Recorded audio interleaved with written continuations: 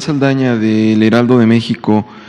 Quisiera preguntarle primero sobre el tema de hay 4 entidades, ya suman 4 entidades que han rechazado repartir los libros de texto gratuitos, aprovechando también que está la secretaria de Gobernación, si ya han visto alguna vía ustedes para que pues revertir esta situación. Es Jalisco, Chihuahua, Guanajuato y Coahuila, no se descartan algunas otras entidades, pero su posición al respecto, presidente, y qué van a hacer.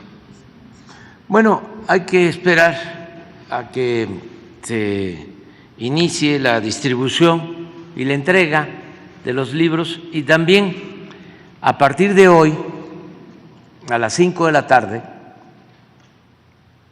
en este lugar, se va a informar sobre el contenido de los libros, porque es una campaña difamatoria del conservadurismo sin sustento.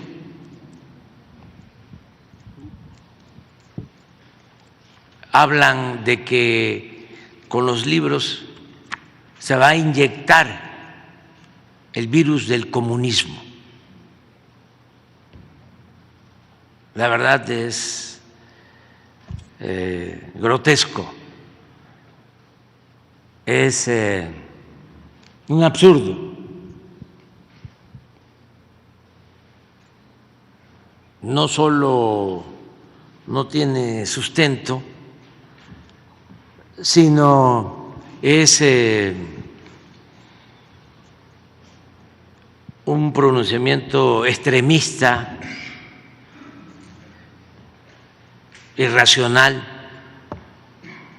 de mala fe. Entonces, por eso se va a dar a conocer qué contienen los libros, que fueron hechos por maestras, maestros, pedagogos, especialistas. Y es una reacción, ya lo hemos dicho antes, muy parecida a lo que hicieron los conservadores cuando se inició la distribución de los libros de texto gratuitos durante el gobierno del presidente Adolfo López Mateos. También algunos estados se manifestaron en contra.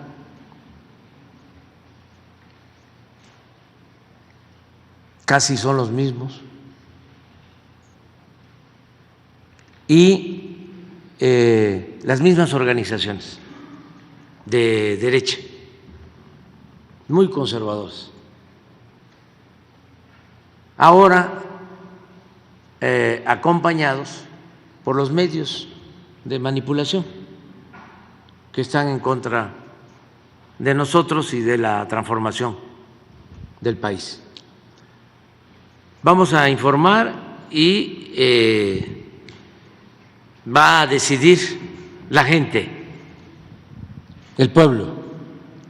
Presidente, decía usted la semana pasada que no pueden frenar los gobernadores el reparto de estos libros de texto. Es una facultad del Ejecutivo. Y si ahorita no hacen ese reparto, ¿estarían en la vía legal los gobernadores? ¿Frenan temporalmente o ustedes ya están buscando alguna otra vía? Sería pues una actitud contraria a la Constitución, sería un acto anticonstitucional, pero también, como están los jueces y los magistrados y los ministros, todo puede suceder. Ya estamos viendo cómo me quieren silenciar. Un juez que habla, ¿cuál es la expresión que encomillaste? Que dice discursos de odio. No, pero hay otra frase muy... Con malicia efectiva. Con malicia efectiva. Le voy a contestar al juez. escrito? Sí, por escrito, porque la malicia efectiva es de su parte. Y le voy a enviar también formalmente un escrito al Consejo de la Judicatura en contra del juez por todos sus antecedentes y por su actuación sectaria, ilegal e injusta. Además, politiquera.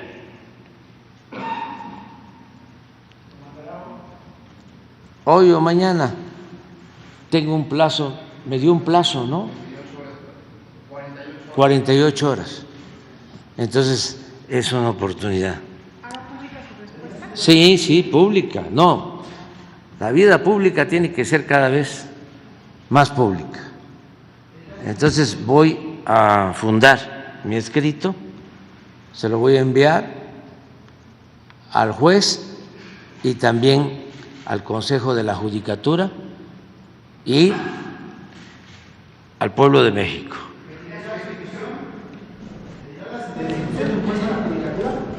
¿Mande? Sí, voy a denunciarlo. Sí, por todos los antecedentes y por lo que está haciendo en mi contra. ¿Pero pedirá su destitución? No, que la judicatura, porque yo no acostumbro a hacer eso, se supone que el Consejo de la Judicatura tiene que actuar en estos casos.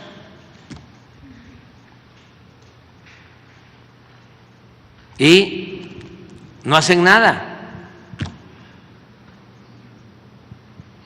Miren cuántos jueces actuando de manera arbitraria y con evidente interés en favor de grupos de la delincuencia organizada o de la delincuencia de cuello blanco. Pero tienen que actuar. Además ganan muchísimo dinero, no hacen nada, como 300, 400 mil pesos mensuales, se rayan y no hacen nada. Presidente, para cerrar el tema de los gobernadores, ¿ya tienen ustedes los recursos para contestarles, ya que usted señala también que están violando la Constitución? Sí, se van a contestar todos los recursos legales, se va a actuar, pero también una vez que se conozcan los contenidos de los libros de texto, pues vamos también a escuchar a la gente de Guanajuato, a la gente de Chihuahua, a la gente de Coahuila. ¿Qué opina? Porque los gobernadores y la gobernadora de Chihuahua están actuando de manera sectaria y politiquera. Y en la democracia manda el pueblo y hay que gobernar obedeciendo. ¿Van a hacer encuestas, presidente, en estos estados? Vamos a ver qué dice la gente de esos estados. Vamos a ver, se van a ir manifestando, expresando si están de acuerdo o no están de acuerdo. Aparte del proceso legal, tenemos nosotros la facultad, de acuerdo a la Constitución, para llevar a cabo la elaboración de los libros de texto. Presidente, en un segundo tema, plantearle ahí dos. El primero es Nicolás Petro confesó la semana pasada que recibió fuertes sumas de dinero del narco para la campaña del presidente Gustavo Petro. Se está cuestionando la legitimidad de pues la presidencia del presidente Gustavo Petro. Primero su postura al respecto, y también le pregunto porque usted tiene en puerta una gira a ese país el próximo mes. Preguntarle si se mantiene también esta gira, porque además también el presidente Petro convocó a una conferencia internacional de mandatarios latinoamericanos para rediseñar, replantear la política del combate a las drogas. Si este tema del financiamiento, del dinero presuntamente de un narcotraficante, no afecta, pues, en el marco de esta convocatoria que está haciendo también el presidente Petro, y pues en general, si usted sostiene o mantiene su gira allá. Sí, vamos a estar en Colombia con el presidente Petro, que yo tengo de él pues la mejor de las opiniones. Es un hombre de principios, es una gente honesta que le tiene amor al pueblo y que además es el primer presidente en muchos años, en décadas, que no pertenece al bloque conservador que ha dominado durante siglos en Colombia y que fueron los que llevaron a ese hermano país a una crisis profunda en lo económico, en lo social, en lo político. Ahora el pueblo colombiano se manifiesta como lo hizo en la época de ese mártir de la libertad y de la democracia que fue Eliezer Gaitán, a quien asesinaron en los años 40 del siglo pasado, un hombre liberal que buscaba un mejor destino para Colombia y su pueblo. Fue cobardemente asesinado, se generó una protesta, la gente salió a las calles y hubo violencia, y a partir de entonces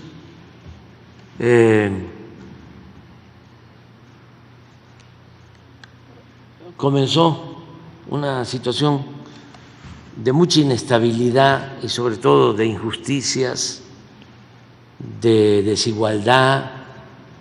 Se alentó mucho el narcotráfico, las intervenciones extranjeras, se perdió la posibilidad de mantener una paz con justicia en Colombia. Hasta ahora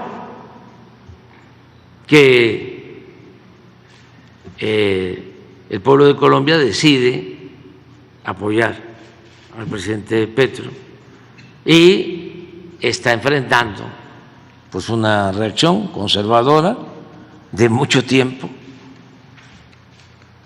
campañas mediáticas en su contra, y ahora que se presenta esta situación familiar, pues quieren, ¿no?, menguar, socavar su fortaleza moral, política, pero el pueblo de Colombia ya despertó. Es un pueblo progresista, un pueblo hermano, y sí voy a estar en Colombia. Voy a ir a Cali si no hay un cambio. Él nos está invitando a eso. Lo hizo cuando nos visitó y me comprometí desde entonces a acompañarlo, a ir a Colombia.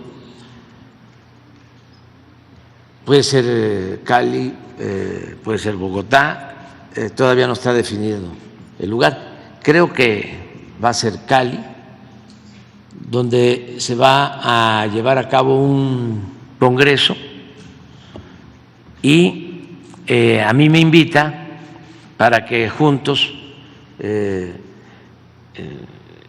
recibamos las conclusiones de una reflexión que se va a hacer acerca de las drogas, de qué conviene más a los pueblos para que se pueda enfrentar el flagelo de las drogas y de la violencia.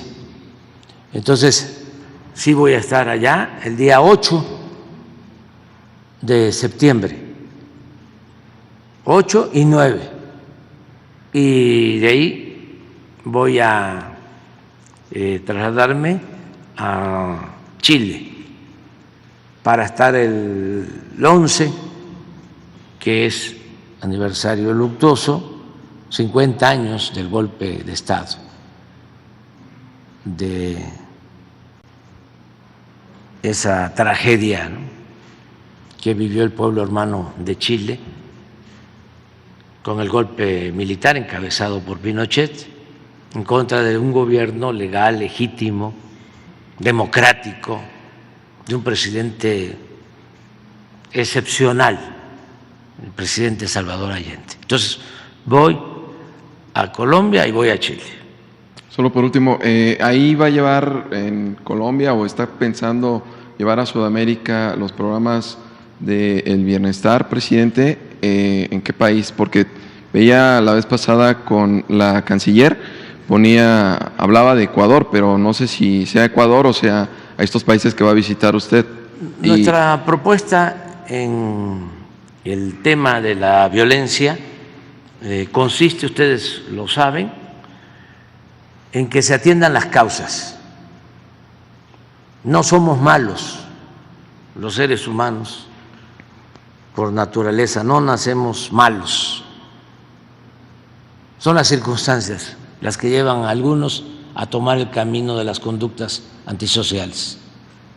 Entonces, hay que atender las causas. Entonces si cambian las circunstancias, cambiamos todos.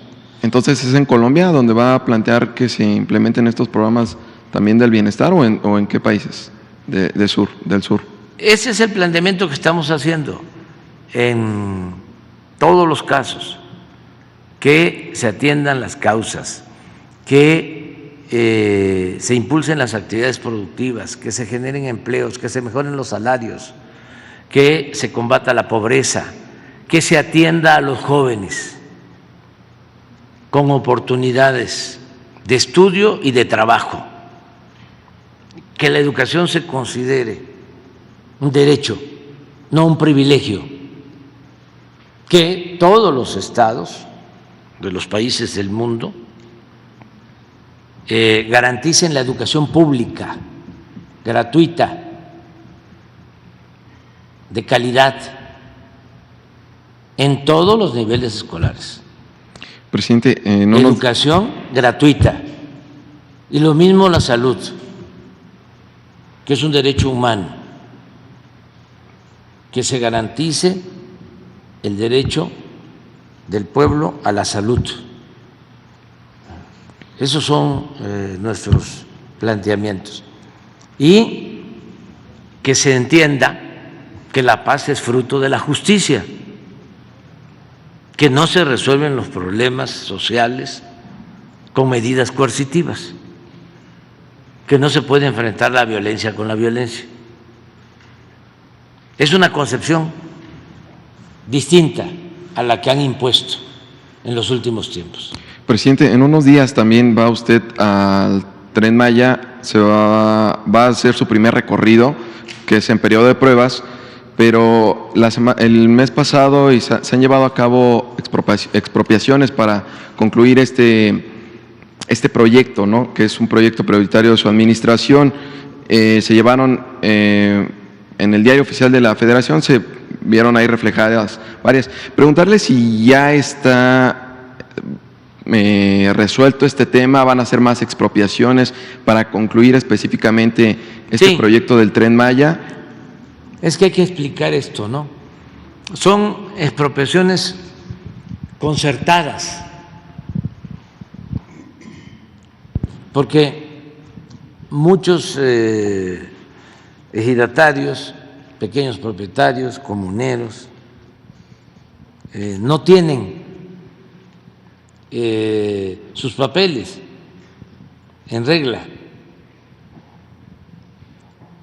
tienen la posesión desde hace mucho tiempo, son los dueños de las tierras. Entonces, la vía más rápida para legalizar el que se adquieran estos terrenos que forman parte del derecho de vía para la construcción del tren es la vía de la expropiación, pero es concertado, es un mecanismo legal para que tengamos el fundamento jurídico y se legalice el derecho de vía. No es que haya una inconformidad, ¿sí?, y que por eso se tiene que expropiar, que alguien no quiera, que no haya un arreglo. En todos los casos hay arreglo. Ya no tenemos ningún problema. Todos los amparos se han resuelto sin ningún problema, porque además la gente se portó muy bien. Imagínense cuántos terrenos de derecho de vía, aun cuando una distancia considerable, muchos kilómetros del Tren Maya, se construyeron sobre el antiguo derecho de vía de el ferrocarril del sureste, pero otros no, porque el ferrocarril del sureste llegaba a Mérida y se ampliaba a Valladolid, pero de Valladolid a Cancún, de Cancún a Chetumal, de Chetumal a Escárcega, pues no había el ferrocarril. En la época de Porfirio Díaz habían ferrocarriles en la península para sacar el Enequén, ferrocarriles de vía angosta. Construyeron un ferrocarril, el ferrocarril de la muerte, cuando era prisión Quintana Roo, que llevaban a los presos. Ahí estuvieron los líderes de la huelga de Río Blanco, presos en el Porfiriato. Entonces los llevaban en barcos desde Veracruz, le daban la vuelta a la península, entraban al Caribe y había un puerto, Vigía Chico, muy cerca de lo que ahora es Felipe Carrillo Puerto, que antes era Chan Santa Cruz. Y ahí construyeron un ferrocarril como de 50 kilómetros de vía corta, y era también para abastecer mercancías a la zona, al destacamento militar. Allí estuvo Huerta reprimiendo indígenas mayas. Ahí lo ascendieron a general porque quemó el pueblo de Acumal,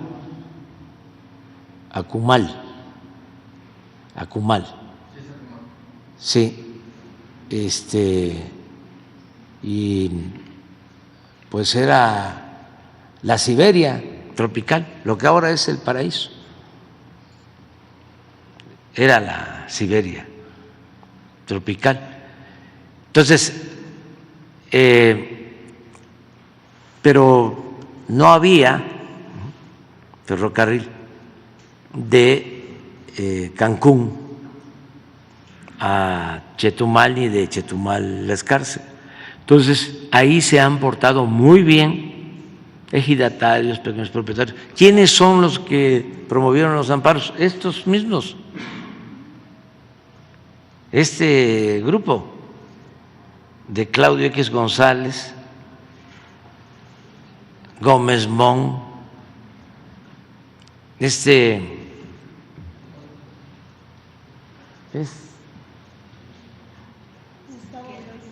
Carvajal, todos estos. No está aquí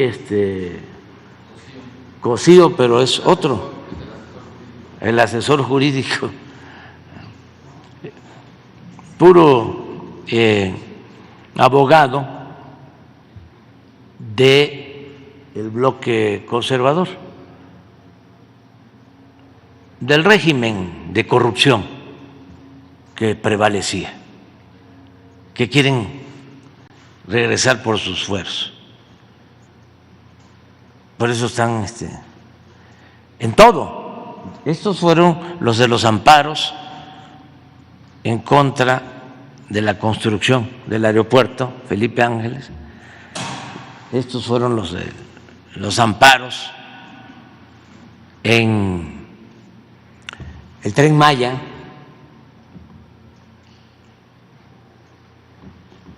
Y estos son ahora los amparos a favor o defendiendo a la innombrable.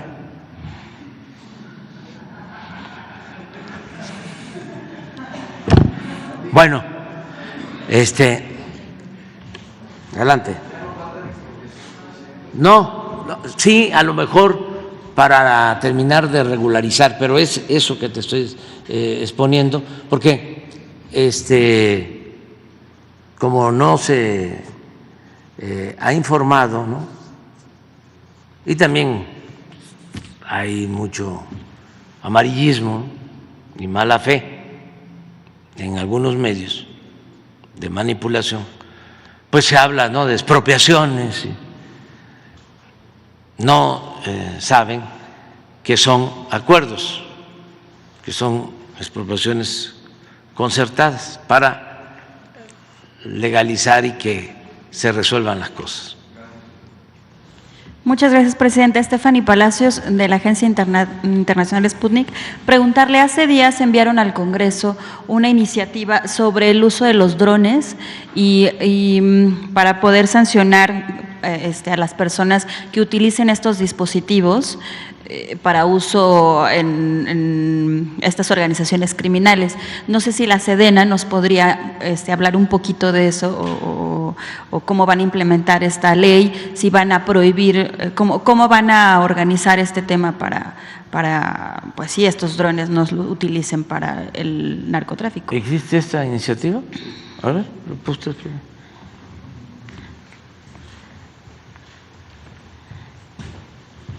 El objetivo que se busca con esta iniciativa es tomando como base pues la práctica del empleo de drones para lanzar artefactos explosivos que dañan a la población, que dañan a las autoridades. Está centrada en eso, en establecer una penalidad a ese tipo de acciones y que pueda ser castigado el empleo de estos artefactos explosivos aprovechando el uso de los drones. Ese es su objetivo principal. Y, por ejemplo, se hizo esta iniciativa porque hubo algunos hechos como en Michoacán que se utilizaron. Si hay un registro de que estos dispositivos no tripulados y que son utilizados a distancia, si hay un registro, si tienen cuántas unidades se han detectado y qué organizaciones criminales manejan este uso de drones. Sí, aquí los hemos informado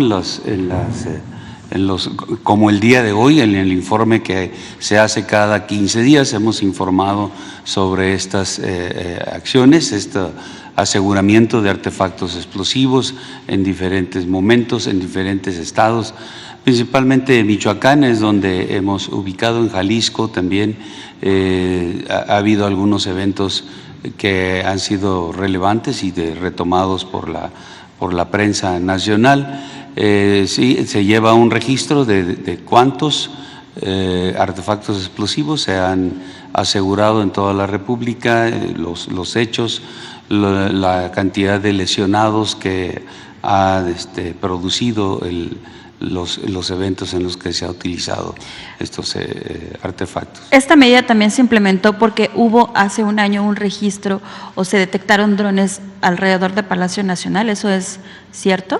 No, esto está direccionado, como mencioné yo, a esos artefactos explosivos que utilizan los drones para poder lanzar artefactos explosivos. Bueno. A regular la comercialización de los drones, es decir, la importación de este tipo de artefactos a México, ya que se ha identificado que muchos vienen de China específicamente y a precios muy baratos, 8,000 pesos, y los reconvierten de usos agrícolas a usos ya violentos o delincuencia. ¿Hay alguna iniciativa para regular la comercialización de los drones como tal? No, en este momento la iniciativa fue enfocada a esa parte. Eso que usted menciona no se tomó. Es solamente como sancionar, solamente, ¿no? El empleo del dron en combinación con el artefacto explosivo. ¿Están ya en el terreno estos drones, secretario? ¿Se nos puede explicar? Bien, tenemos desplegado con las unidades que operan en las áreas donde se han identificado el empleo de drones. Pondría el ejemplo Jalisco, Michoacán, andan o se integran a las unidades que hacen reconocimientos en las diferentes áreas, personal con implementos o artefactos antidrón, que lo que hace es neutralizarlo y hacer que baje o que no pueda tener acceso al área donde se quiere resguardar. Y también con estas tropas anda personal especialista en explosivos que en el momento en que se identifica algún artefacto explosivo, pues ellos son los encargados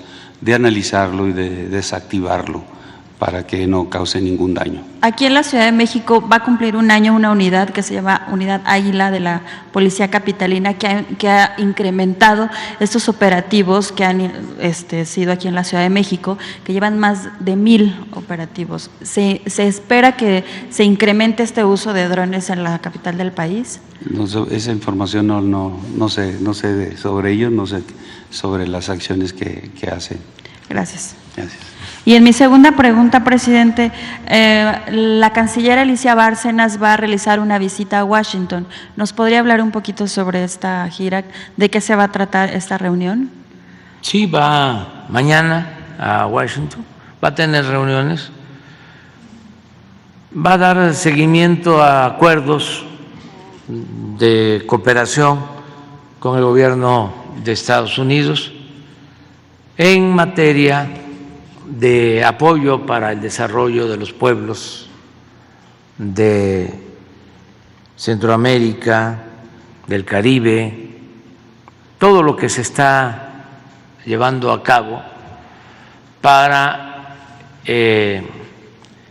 que la gente no se vea obligada a emigrar, que tengan trabajo, que tengan posibilidades de desarrollo en sus lugares de origen.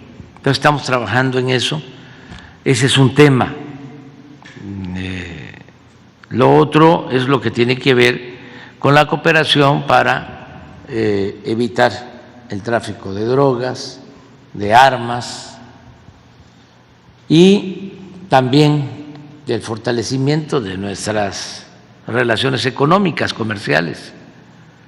No hay que olvidar la importancia que tiene la integración económica, comercial entre nuestros países. Hace unos días di a conocer que en el mes de mayo México se convirtió en el principal socio económico comercial de Estados Unidos. Estamos hablando del mayor volumen de intercambio de mercancías, de importaciones, exportaciones,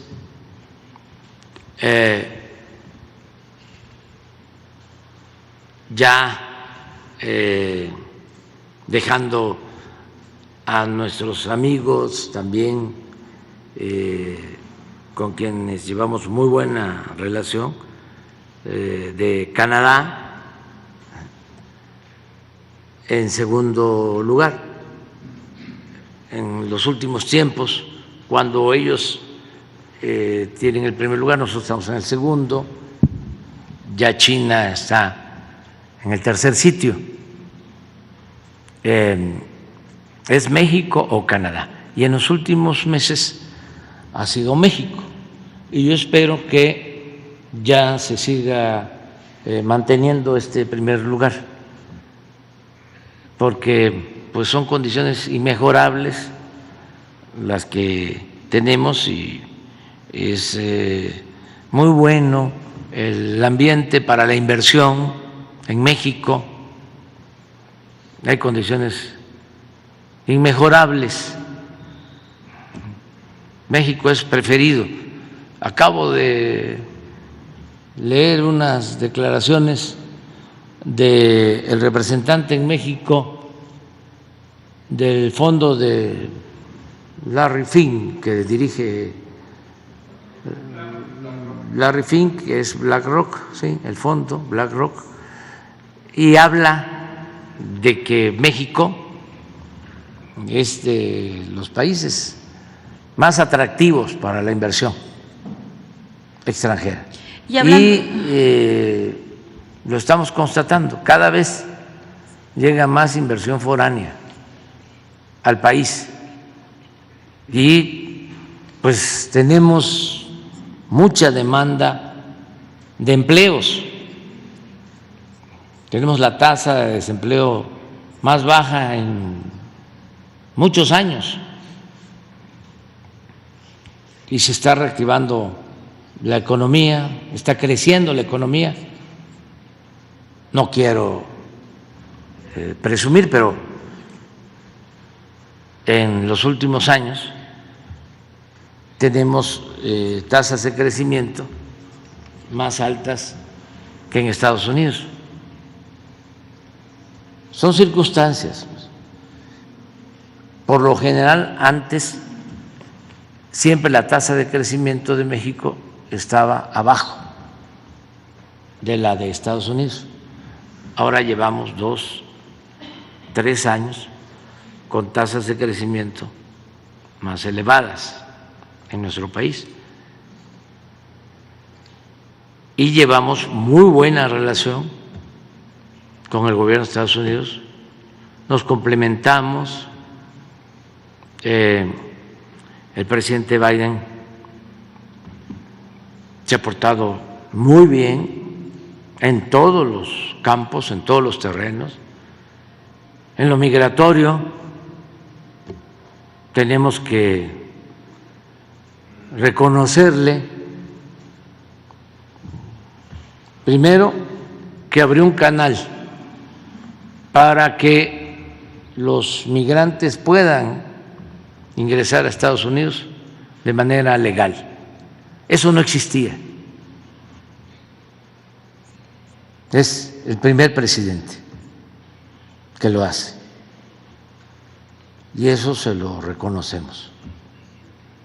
Ya van como 300,000 visas para ingresar a Estados Unidos de migrantes de Cuba, de Colombia, de Haití, de Venezuela. La canciller va a Primer preguntar lugar eso. La canciller se lo reconocemos. Va a hablar sobre el tema Sí, de, lo de, sí. lo de las boyas que están en Texas. Sí. Lo segundo que le reconocemos es precisamente su actitud de respeto a nuestra soberanía. Es el único presidente de Estados Unidos en décadas que no ha construido ni un metro, ni 10 metros de muro, porque los anteriores del Partido Demócrata o del Partido Republicano lo tenían como una manda. Todos hacían sus tramos de muro. Con todo respeto, pura publicidad, pura politiquería. Y ahora que este señor de Texas, Greg Abbott, el gobernador, sí, también en un plan publicitario y muy inhumano, pone estas boyas, ¿no?, con alambres de púa en el río, afectando acuerdos, tratados, atentando contra nuestra soberanía. El presidente Biden presenta una iniciativa, una protesta contra el gobernador de Texas. Entonces sí, lo tenemos que reconocer. Además, no hay racias en Estados Unidos, no andan persiguiendo a nuestros paisanos, migrantes. Hay un ambiente distinto, de más respeto. Pero sí hay gobernadores en Estados Unidos que se han sumado a esta iniciativa de Greg Abbott, tanto que han enviado elementos de seguridad a esta frontera, criticando esta administración. Sí, pero no es una política del Ejecutivo Federal, no es el presidente. Tenemos muy buena relación con el presidente y con los que le ayudan en la Casa Blanca. Y a eso va, a reforzar esos vínculos de cooperación. A eso va nuestra secretaria de Relaciones Exteriores, Alicia Bárcena. Y justo quería preguntarle sobre el tema. Trascendió que Sudáfrica dijo que México estaba interesado en integrarse a los BRICS. Recientemente Venezuela y Bolivia, que es uno de los países más que tienen el litio mayor en el mundo, se acaba de tener esta propuesta en los BRICS para integrarse, y que crece esta propuesta. Se cree que, bueno, para el 24 de agosto se reúnan en Johannesburgo, en Sudáfrica, y saber si México está invitado o sigue estas reuniones con estos líderes. Nosotros no vamos a participar en este bloque, esta asociación. Desde luego celebramos, ¿no?, que lo hagan otros países. Sin embargo, por razones económicas, de vecindad, por razones de geopolítica, nosotros vamos a continuar fortaleciendo la alianza de América del Norte y de toda América. Nuestra propuesta es fortalecer el tratado con Estados Unidos y Canadá, consolidarnos como región, fortalecernos, ayudarnos mutuamente, complementarnos, que se comparta la inversión, que se comparta la tecnología, algo que es fundamental, la fuerza de trabajo, las capacidades de los obreros de los tres países, que se mejoren los salarios y que se consolide América del Norte. Eso es lo primero. Y aunque ya no nos corresponda a nosotros, yo ya no voy a verlo, pero sí he planteado que esta integración se tiene que dar en toda América, para lograr algo parecido a lo que es la Unión Europea en América, como región en el mundo, porque también tenemos muchas cosas en común, podemos buscar la unidad económica, comercial, el intercambio también de recursos naturales, tecnología, fuerza de trabajo, tenemos ventajas comparativas, estamos pues muy cerca, juntos, y nos une mucho tiempo de historia. A veces han habido discrepancias, diferencias, pero también hemos logrado acuerdos. Hubo un tiempo en que se promovió desde Estados Unidos la Alianza para el Progreso con el presidente Kennedy, fue muy buena, hubo inversión para apoyar a América, algo que debe de hacerse ahora. Estados Unidos debe tomar de nuevo esa iniciativa, corrigiendo lo que entonces no fue correcto, el dejar sin participar a Cuba y a otros países.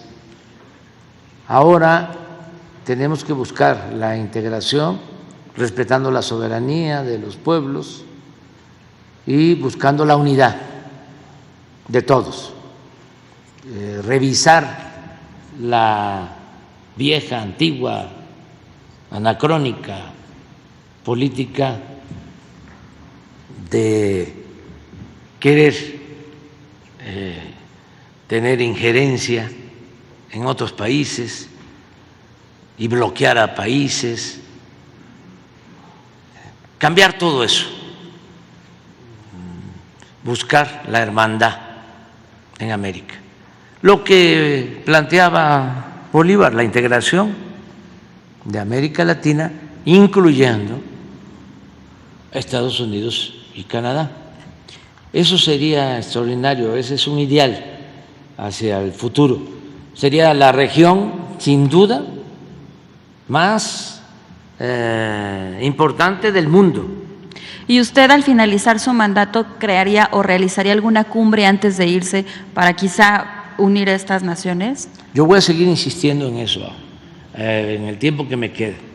O sea, estas dos propuestas, o sea, vamos a consolidar nuestras relaciones de América del Norte y vamos a buscar la integración de toda América en el mediano, en el largo plazo, pero vamos a cambiar viejas políticas que no han funcionado y además que se convenza la clase política, sobre todo de Estados Unidos, de la importancia que tiene América Latina, del Caribe, porque ven mucho hacia Asia, hacia Europa, pero no le dan atención a América. Claro que todos los países somos libres para tener relaciones económicas y de amistad con todos los pueblos. Y antes se recomendaba que se diversificara la relación exterior de México, la relación internacional, diversificarla, no tener una sola relación, en este caso con Estados Unidos. El mismo Porfirio Díaz decía que no había que poner todos los huevos en una sola canasta y él llevó a cabo una política de diversificación. Tenía muy buena relación México con países europeos en lo económico, en lo financiero, con Francia, con Inglaterra, con Alemania. Se le atribuye a Porfirio Díaz la frase pobre México, tan lejos de Dios y tan cerca de Estados Unidos. Yo ahora lo que sostengo es bendito México, tan cerca de Dios y no tan lejos de Estados Unidos.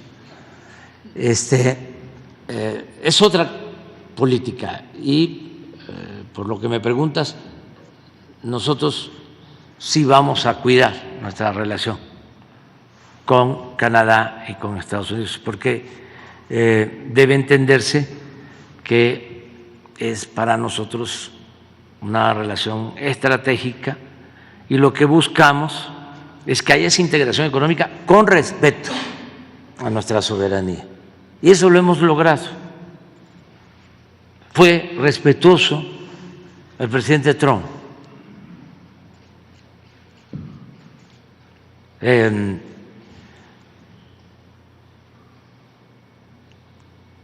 Dos, tres veces que me propuso enviar comandos para llevar a cabo operativos en México, lo convencí de que no era eso el camino y aceptó. Y con el presidente Biden pues ya lo expliqué, o sea, ha sido muy respetuoso, siempre habla de un pie de igualdad. Entonces, es integración económica con respeto a la soberanía. Y aquí, desde luego, que está de por medio temas como el de Cuba. Nosotros no aceptamos ese bloqueo. Se nos hace una violación flagrante a los derechos humanos. Y ningún país, por poderoso que sea, tiene derecho a bloquear a otro pueblo, a otro país. Máxime si se trata de la sobrevivencia de millones de personas. ¿Por qué bloqueo? Eso es medieval. ¿Dónde queda la libertad? Yo sé que es un tema polémico, pero no podemos aceptar que un país, cualquiera que sea, se erija, se eleve a gobierno supremo, se constituya como el gobierno del mundo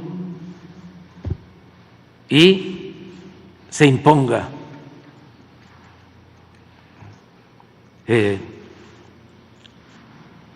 afectando a cualquier otro país, por pequeño que sea. No aceptamos eso, ni de Rusia, ni de China, ni de Estados Unidos, de nadie. O sea, creemos en la independencia de los pueblos, en la soberanía de los pueblos. Entonces eso es. Presidente, buenos días. David Pérez de Tejada, de Grupo Audiorama Comunicaciones. Preguntarle, aprovechando que está el Gabinete de Seguridad, dos temas. Uno, sobre la trata de personas. Es un delito que se ha venido incrementando en este año. Muchos de ellos son niños, niñas atrapados o captados por las redes sociales, si se está haciendo una estrategia diferente, si se va a ampliar la estrategia, qué se está haciendo en cuestión de cortarles el financiamiento, porque según datos de la Secretaría de Seguridad de Chihuahua, por ejemplo, estiman que el crimen organizado tiene ganancias de $100 millones mensuales por este crimen. ¿Qué estrategias se puede hacer para mejorar y tratar de erradicar esto? Si el gobierno federal también estaría interesado en hacer una campaña de prevención para los padres, porque muchos de los chicos o de las niñas son captadas por las redes sociales. Esa sería la primera pregunta. ¿Podrías? Con su permiso, señor presidente, mire, decirles dos cosas básicamente. La primera es relacionada con que hay una comisión de trata de personas, efectivamente, que está encabezado por la Secretaría de Gobernación y en donde participamos varias instancias. Hemos estado trabajando en la prevención, en la atención y en la sanción que debe llevar este delito. Pero efectivamente en algunos lugares, en algunas zonas del país, este delito ha estado a la alza. No es en todo el país, sino en algunas zonas específicas. Entonces, si usted no dispone de otra cosa, presidente, sí nos gustaría presentar más adelante unas 2 láminas para decirles dónde está el delito y qué efectivamente está haciendo la comisión que trata de este delito de trata. Si es así, y si nos los permite, para más adelante decir exactamente una a una las estrategias que están viendo este delito. Le voy a decir que también pues se trata no solamente de la atención o de la prevención del delito de trata, sino la otra parte que es la persecución del delito y que evidentemente pues tiene que ver con otras autoridades y con fiscalías y con la Fiscalía General. Entonces, propondríamos hacer unas láminas para explicarle en dónde estamos en este delito. ¿Sería el próximo martes? Cuando se pueda, sí, en el siguiente informe, presidente, si quiere. ¿En 15 días? En el siguiente informe, ¿te parece? Ok, perfecto. De seguridad. Sí. En 15 días. Perfecto. Otra pregunta, señor presidente. Bueno, se están llevando a cabo licitaciones para la contratación del servicio médico integral de anestesia, pero en el concurso han notado que hay empresas que están participando y algunas de estas empresas han sido acusadas de prácticas monopólicas, incluso como tapadera, ¿no? O sea, está una empresa y atrás de ellas están empresas, alguna de ellas incluso tiene que ver con el grupo de Atlacomulco, contrarias a lo que ha venido anunciando y que algunas de ellas las han anunciado aquí en la mañanera. ¿Qué se está haciendo ahí en esas licitaciones, presidente? Si comprara, por ejemplo, el IMSS o las aceptara estas licitaciones que algunas son a sobreprecio, ¿se trabajaría sobre ello? ¿Hay forma de que se regule? ¿Qué está pasando ahí? Si nos podría explicar, señor presidente. Sí, desde la vez pasada que se trató algo similar sobre licitaciones en el Seguro Social, Zoé Robledo nos presentó un informe y acordamos que no se iba a presentar el martes de la salud porque teníamos otros temas, pero que se va a presentar el próximo martes. Él va a explicar qué se está haciendo para que empresas que han sido sancionadas cambien de giro, más que nada se vuelvan a constituir, cambien de nombre, pero al final de cuentas son las mismas, y participen más caros. Sí, y vuelvan a participar en las licitaciones. Entonces, él ya tiene esto bien analizado, casos incluso en los que se ha sancionado, y si te parece el martes nos los explica. Perfecto. ¿Sí? Nos explica bien qué se está haciendo. Perfecto. Pues sí estamos Gracias. conscientes de eso.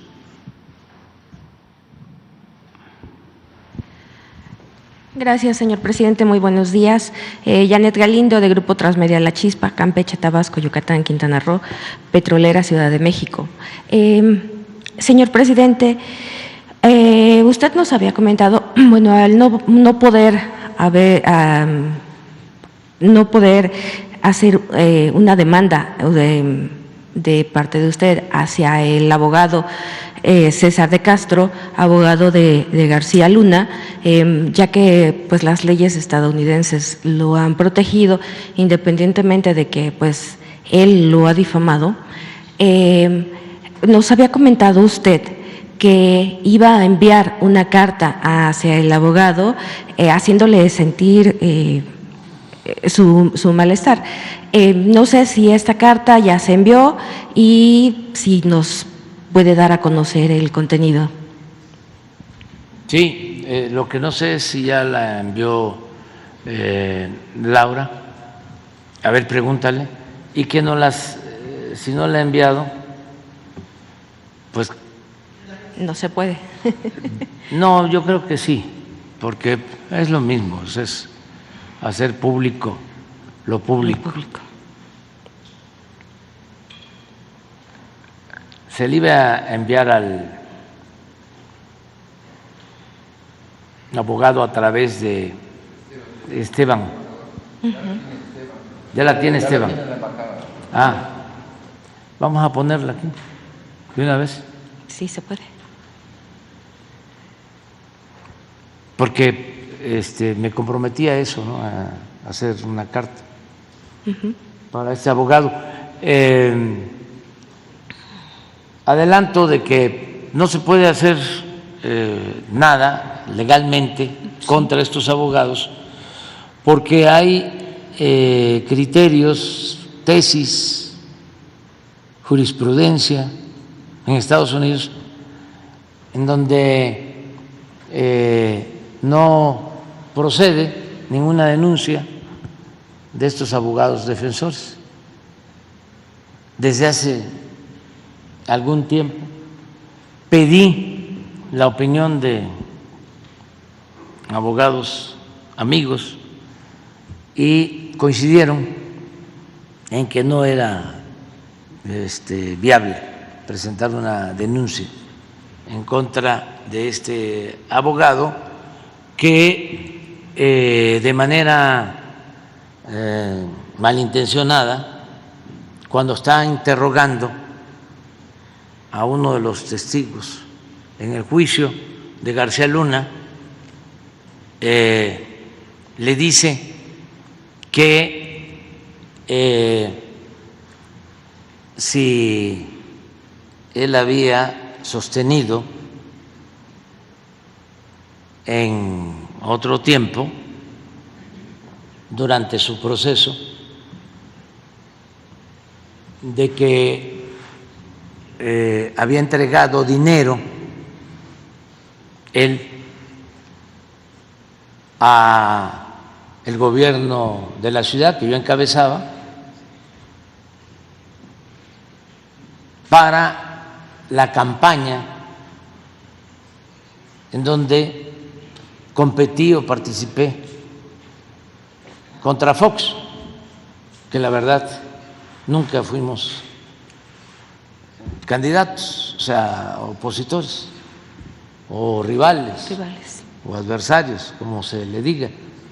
Pero él le preguntó eso a este señor Zambada y el señor Zambada dijo que no, y él volvió a quererlo involucrar y desde luego afectarme a mí con esa intención política de involucrarme. Entonces, Zambada, actuando con más rectitud que él, que ese abogado, le dijo, ya le comenté que no, ¿sí? Y que es no porque no es cierto.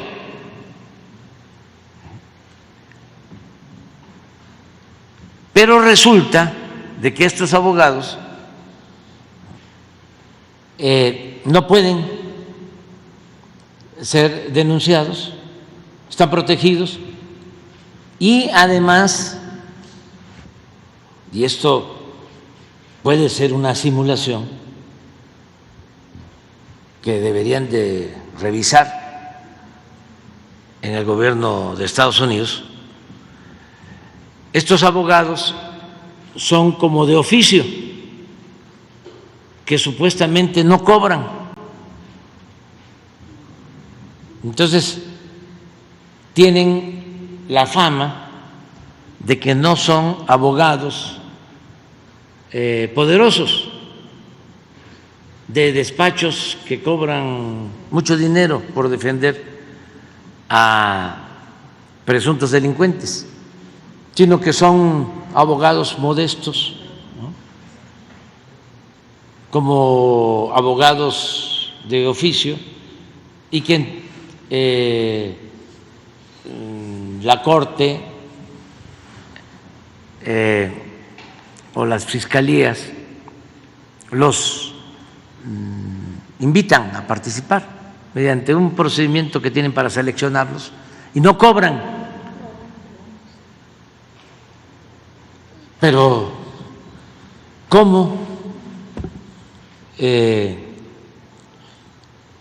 se constata que no cobran cuando él tiene una actitud de defensa a ultranza de García Luna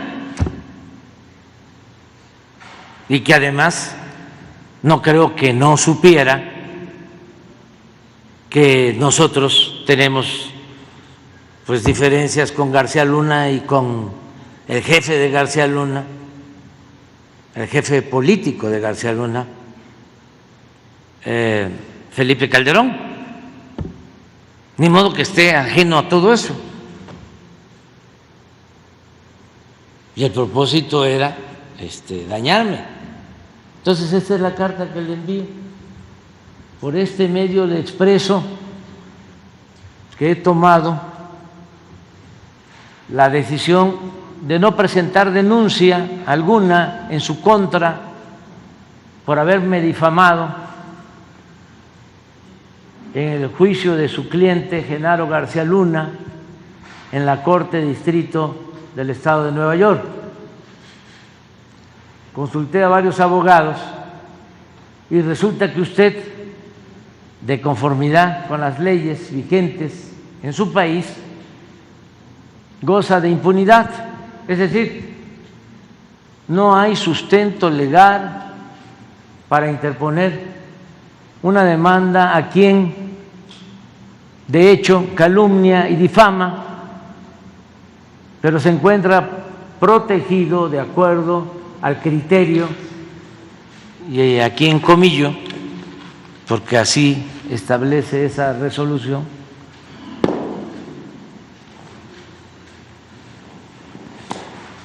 está protegido de acuerdo al criterio de que las, abro comillas, las declaraciones pertinentes realizadas en procedimientos judiciales o cuasi judiciales gozan de protección absoluta para quienes desempeñan una función pública, puedan hablar libremente, para que quienes desempeñan una función pública puedan hablar libremente para representar comprometidamente a sus clientes sin temor a represalias o riesgos financieros. Esto es lo que prevalece. No omito confesarle que tenía muchas ganas de denunciarlo, no solo por cuestiones personales, sino por su actuación alevosa y arrogante de poner en duda la dignidad del presidente de México. No obstante, como este asunto no solo es de carácter jurídico, sino político y fundamentalmente moral, decidí escribirle esta carta para exhortarlo a que nunca olvide que el fin no justifica los medios, que la mentira jamás podrá prevalecer por encima de la verdad y que lo más importante en la vida no es ni el poder ni el dinero, sino la honestidad. Esta es la carta. Gracias. Gracias, señor presidente. Y en otro tema, bueno, finalmente quisiera preguntarle cómo va con la producción en la refinería Dos Bocas. Vamos muy bien. Bueno, para tener los antecedentes, el contexto, no hay ningún caso en el mundo, no existe ningún hecho en el mundo en el que se haya realizado, se haya construido una refinería en tan poco tiempo, con esas capacidades. No existe ningún caso en ninguna parte del mundo. Siempre las obras estas trascienden los periodos de gobierno, y esta obra la estamos concluyendo en 5 años, menos de 5 años, 4 años y medio. Y es una obra magna. Estamos hablando de procesar 340,000 barriles diarios de petróleo crudo. Vamos a extraer 280,000 barriles de gasolinas, 280,000 barriles. Vamos a extraer de esta refinería el 25% de toda la gasolina que consumimos en el país, para que se dimensione lo que significa. Es una inversión de alrededor de 14,000 millones de dólares, sin créditos, con presupuesto público, con dinero del pueblo. Esto nos va a permitir, también con la compra que hicimos de la refinería Deer Park y con 2 coquizadoras que estamos construyendo, que son como 2 refinerías más. Yo ofrecí en campaña hacer 3 refinerías y pues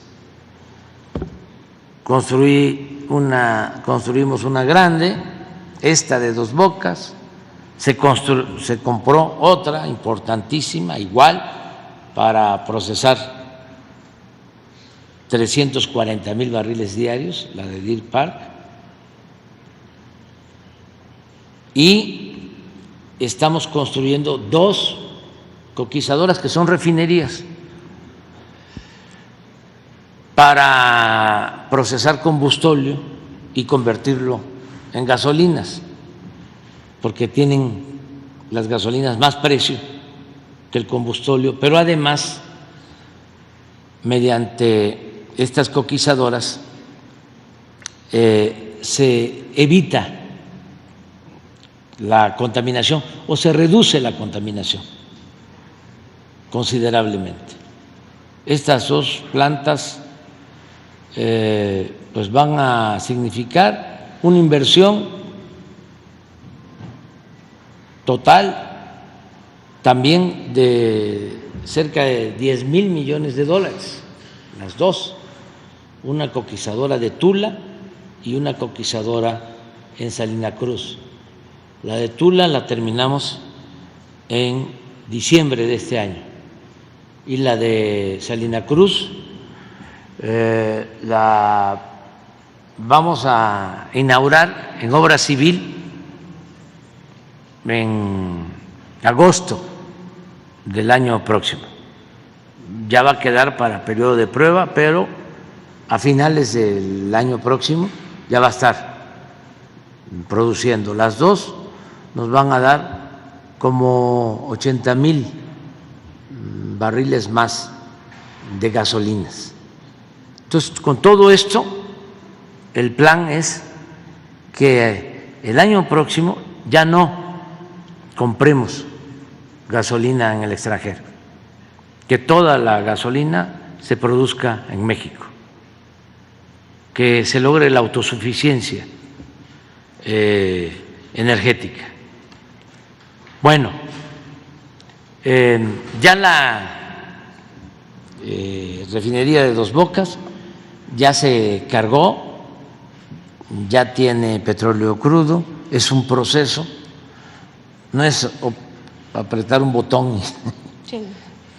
Lleva su tiempo, son muchos equipos, es un complejo de refinación muy importante y va a empezar ya a producir la mitad, como 170,000 barriles de combustible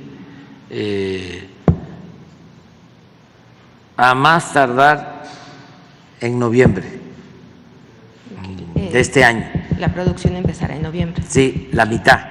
Y la otra mitad en diciembre o en enero del año próximo.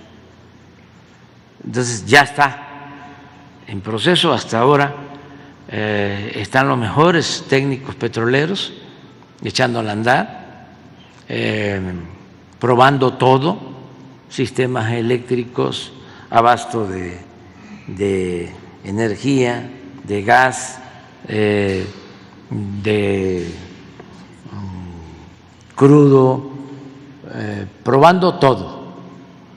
Y voy a estar yo a finales de este mes, voy a Dos Bocas ya a ver ya el proceso, a ver si ya para entonces empieza allá a producir la refinería. Pero estoy muy contento porque nos va a ayudar mucho. Va a quedar pendiente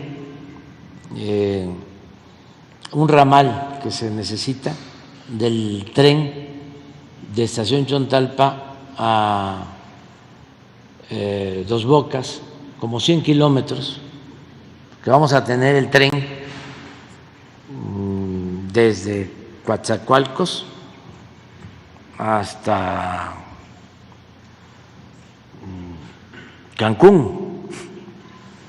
Vamos a tener 2.500 kilómetros de tren de carga y de pasajeros cuando terminemos. Entonces, se tiene está en reparación todo el tramo de Coatzacoalcos a Palenque del tren del sureste. Ahí fue donde recuperamos también una parte que tenía concesionada, se recuperó la concesión a Grupo México. Ya, eso se resolvió. Entonces, de Coatzacoalcos a Palenque hay una estación que se ubica en el poblado Estación Chontalpa, y de ahí, a ver si no pones un plano de Chiapas, Tabasco. De ahí hay que construir un ramal, pero solo se tiene la mitad del derecho de vía, ya no nos alcanza el tiempo, ¿sí? Entonces va a quedar el proyecto ejecutivo para que el próximo gobierno decida. De todas maneras, es esto.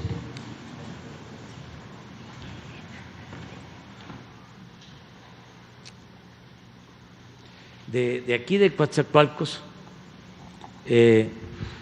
hay el tren a Palenque,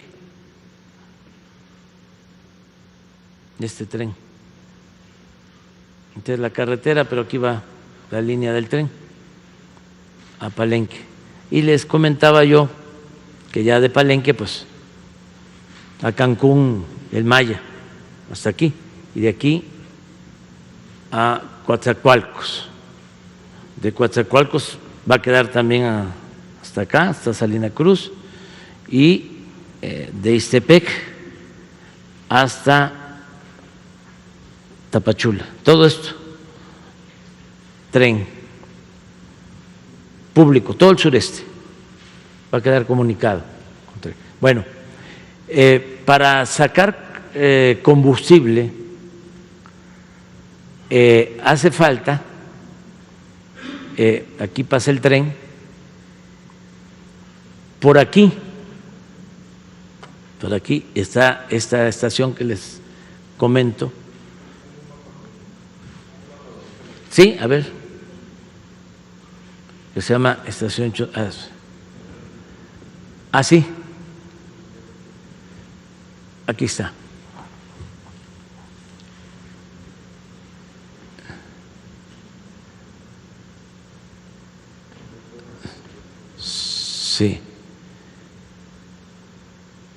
Sí, es este, exactamente, aquí está.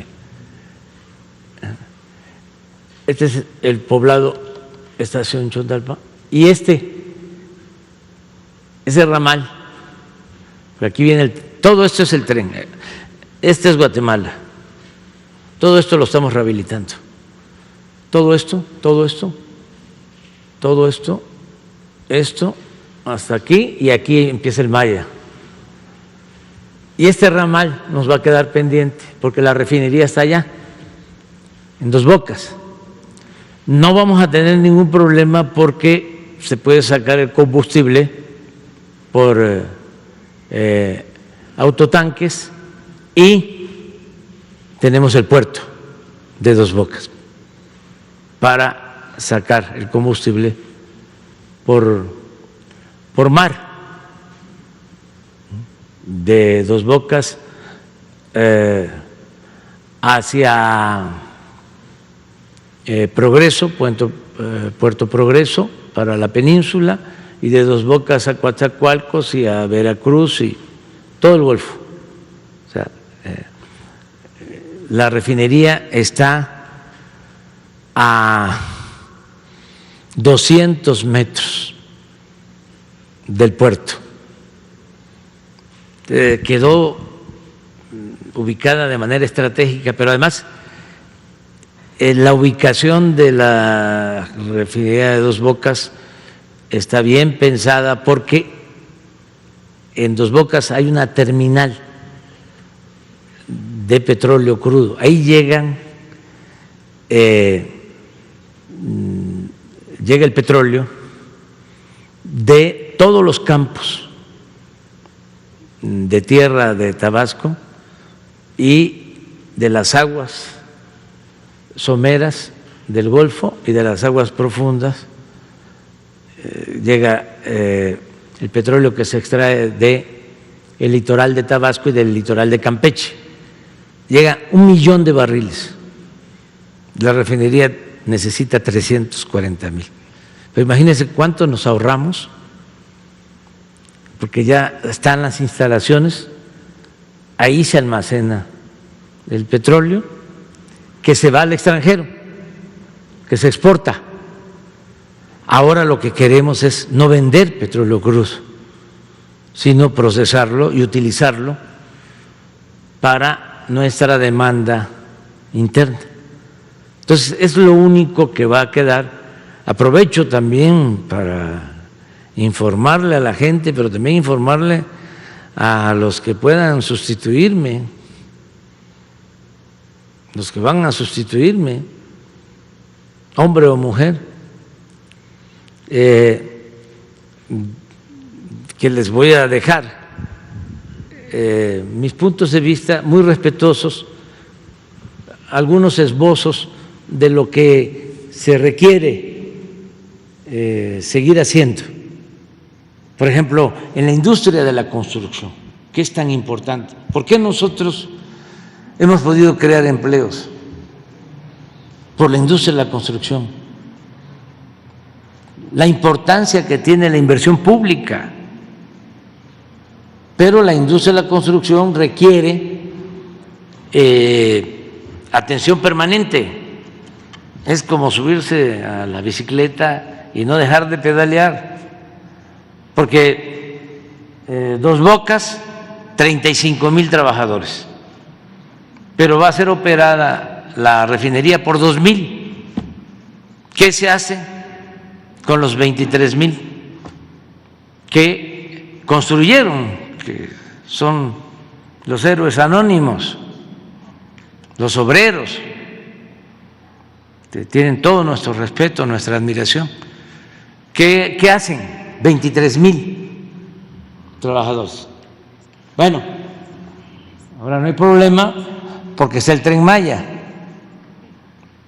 Allá debemos de tener 50,000 trabajadores y se van a requerir más. Pero luego también tenemos el Istmo, los 10 polos de desarrollo del Istmo, las vías que se están reparando en el Istmo, la coquizadora, nada más la pura coquizadora de Salina Cruz debe estar ocupando ahora entre 4 y 5,000 obreros. La de Tula también 4 o 5,000 obreros.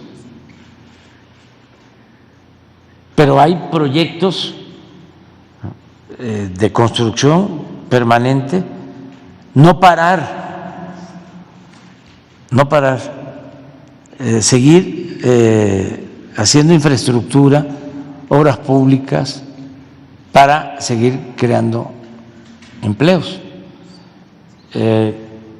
Entonces, es por lo de tu pregunta que me ayuda pues a explicar más cómo tiene que ser el desarrollo futuro.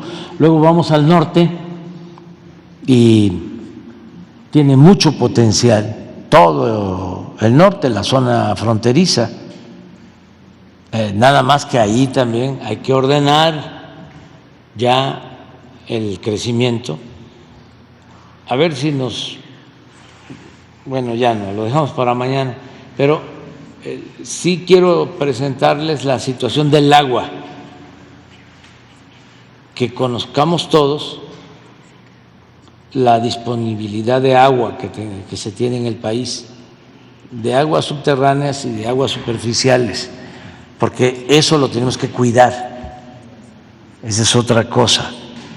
Ya no se puede seguir utilizando agua para cultivos que demandan de mucha agua o empresas que también demandan mucha agua en algunas regiones del país, porque el agua tiene que ser para consumo doméstico primero, y lo que sobre para el desarrollo empresarial, para la agricultura sobre todo, pero manejar con planeación y de manera racional el agua. No en el sureste, claro que hay que cuidar el agua también, pero en el sureste tenemos el 70% del agua del país. Exactamente, desde aquí, desde el Istmo, que es Veracruz, Oaxaca. Si hablamos de las cuencas, el Papaloapan, sí, y todos los ríos de esta región del Istmo hacia la península, ¿sí?, con excepción de Quintana Roo, que ahí tenemos más escasez de agua, pero el resto de los estados tenemos mucha agua, 70% de todo el agua del país. Ahí están los ríos más grandes, el Papaloapan, el Grijalba, el Usumacinta, el Candelaria, ríos muy grandes. Y, por ejemplo, el Usumacinta no tiene ni una sola presa. Desde que nace en Guatemala, llega todo el agua al mar, todo el agua. Ahí hace falta obras de infraestructura para la utilización del agua, porque es también paradójico. Hay mucha agua, pero si no se cultiva en épocas de seca con riego, no se tiene producción suficiente, no hay mayor producción. Y sobre todo no deja de ser más barato y más ecológico el tener energía eléctrica que se produce con agua. Y ahora ya no se requieren hacer de grandes presas para generar energía.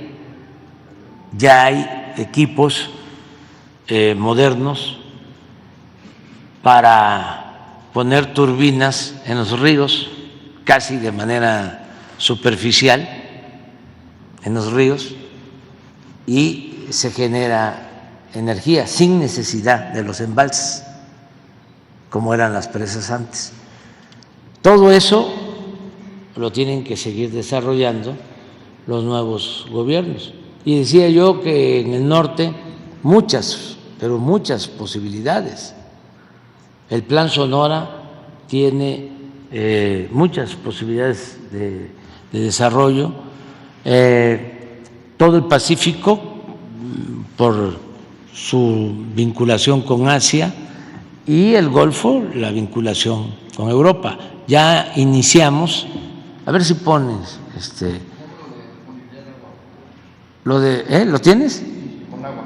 A ver, nada más así un esbozo, miren, lo que está en rojo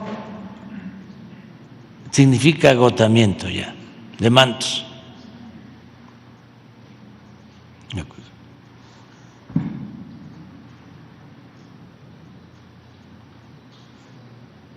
Esto hay que cuidarlo hacia adelante.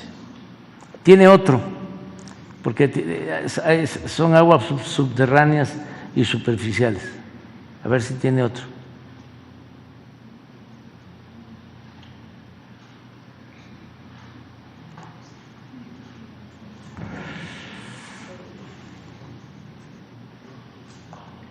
Si no, gracias. Eso es lo que yo les decía.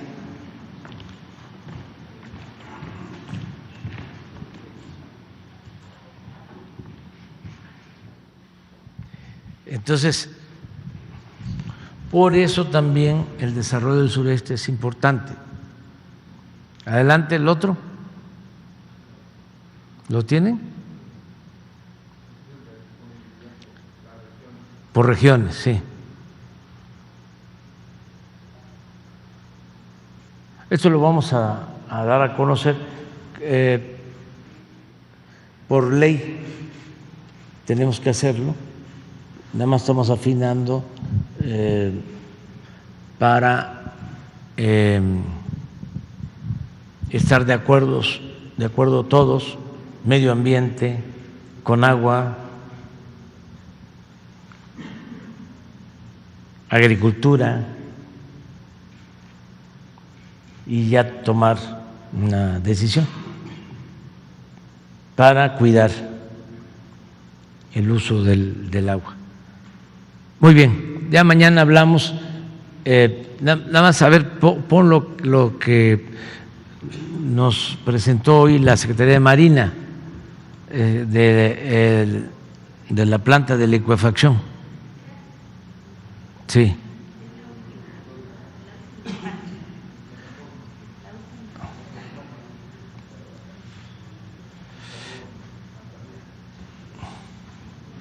Estamos avanzando en todo lo que es procesar gas para el uso de nuestro país y también, ¿ese es?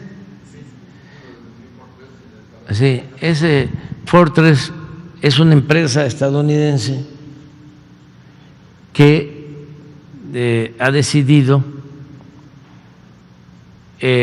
instalar unas plantas para procesar gas, plantas de licuefacción. Es un proceso para congelar el gas y transportarlo a Europa en barcos especiales y allá regasificarlo.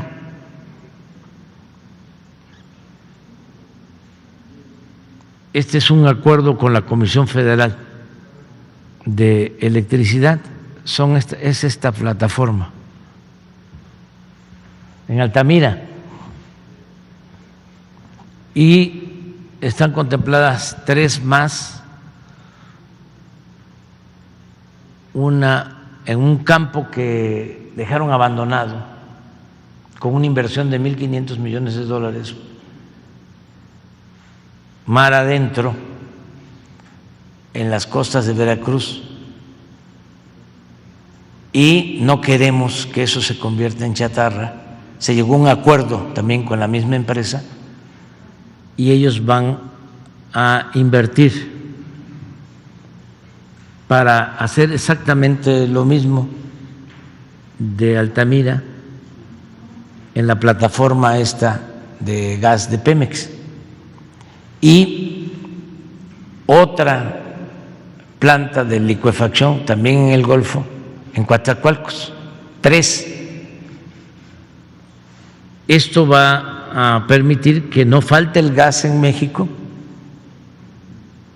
pero que también podamos exportar excedentes de México y de Texas, porque estas plantas de licuefacción se alimentan de ductos marinos que vienen de Texas y de ductos de Pemex.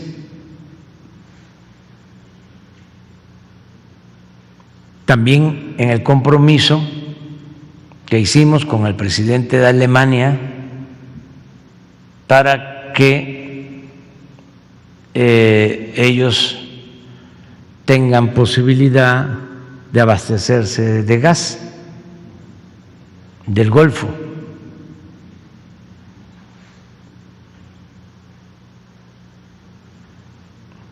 Ahí vamos avanzando. En el Pacífico lo mismo se está haciendo.